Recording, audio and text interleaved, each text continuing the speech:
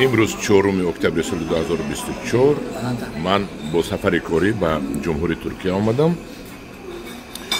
یکتا مراجعه داشتم به یکتا بچه از جوانمرد تاجیک از مهاجرت مهنتی محمدشو نصرت‌الله‌زاده.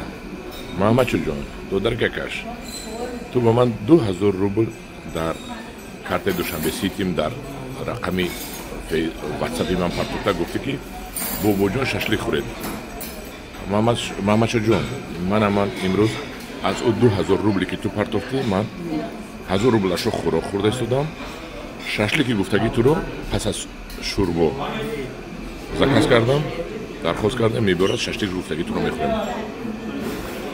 محمدشو جان خدا تو رو در پناهش نگاه دارد در مسافرت مهنتی، در مسافرت در مهاجرت مهنتی.